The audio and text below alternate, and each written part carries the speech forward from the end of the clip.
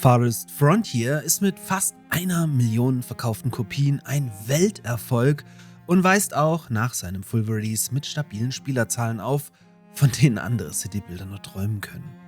Farthest Frontier ist sogar so erfolgreich, dass man dem Spiel mit Version 1.1 ein weiteres umfangreiches und zugleich kostenloses Update spendieren wird, welches ich euch in diesen Zocker Lounge News mal genauer vorstelle.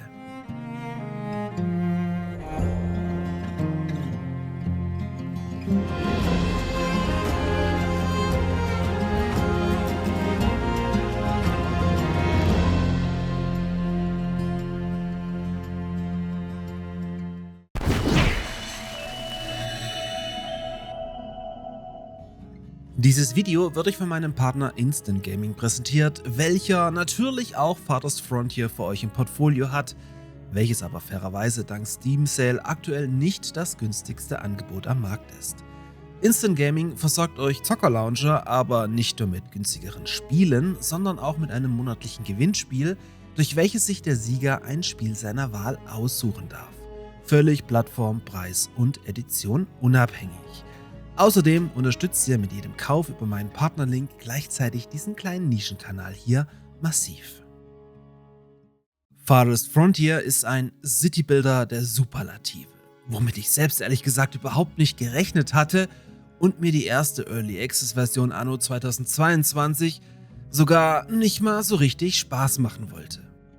Aber der Mittelalter Citybuilder schien einen Nerv bei euch zu treffen und konnte vom ersten Tag an tausende Spieler um sich scharen, die dem Titel dann auch in großen Teilen sogar bis heute die Mistgabel gehalten haben.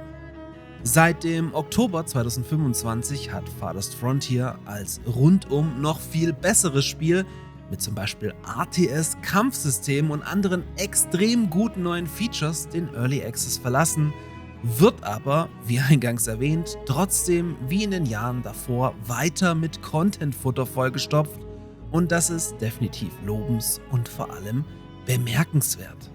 Das nun anstehende Update 1.1 sollte zum einen bestehende Spieler animieren, eine erneute Reise in ferne, unbesiedelte Gebiete zu wagen und zum anderen neue Spieler für den Citybuilder animieren, welche den Titel vielleicht noch aus dem ein oder anderen Grund ausgelassen haben. Daher verabschiedet man sich von der einst von Anno übernommenen Rasterbauweise und möchte euch somit viel mehr Spielraum beim Erstellen eurer Städte ermöglichen.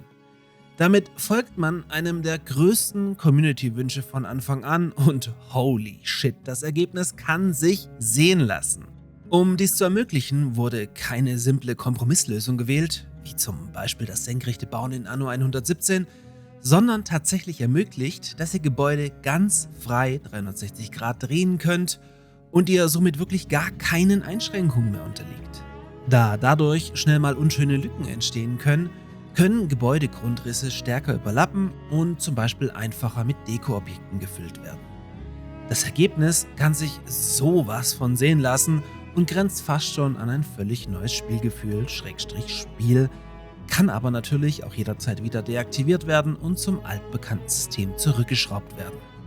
Wenn man sich die Mängelliste in den Steam-Rezessionen durchliest, von denen es aber tatsächlich nur sehr wenige gibt, liest man immer wieder, dass die Einstiegskurve zu Beginn für Neulinge zu steil zu sein scheint. Da kann Farthest Frontier jetzt auch mit einem geführten Modus gestartet werden, der jede Mechanik Schritt für Schritt bis in die zweite Stadtstufe erklärt und euch dann in die freie Wildbahn entlässt. Außerdem wurde das alte, sperrige Mauerwerkzeug durch das neue Gebäudeverwaltungswerkzeug ersetzt. Heißt, ihr könnt ab sofort mehrere Dekorationen, Plätze, Straßen, Umstände und natürlich auch Mauern gleichzeitig auswählen und verwalten, womit man einen weiteren großen Punkt auf der Community-Wunschliste abhakt. Darüber hinaus gibt es eine rustikale Holzbrücke ab Stufe 2 sowie Wildblumen, mit denen ihr durch den neuen freien Baumodus entstandene Lücken schließen könnt, wie bereits erwähnt. Last but not least könnt ihr mit dem Update dann sogar die Rasenhöhe einstellen, als hätte der Bewohner gerade frisch drüber gemäht. Update 1.1 befindet sich bereits seit dem 20. März im Beta-Branch und soll dort einige Wochen bleiben, bis alle Fehler ausgebügelt sind. Mit einem finalen Release könnt ihr also bis Ende April rechnen. Darüber hinaus ist aber auch mit Patch 1.1 noch nicht Schluss. Denn ein größerer 1.2 Patch, zu welchem es aber noch keine Details gibt, ist ebenso geplant wie 2 kostenpflichtige DLC. Beide DLC sollen dann neue Spielmechaniken und Gebäude ergänzen und so für noch mehr Tiefe und Immersion sorgen. Sobald dann alles hierzu vorliegt, werde ich euch, wie in diesem Video, gerne auf dem Laufenden halten.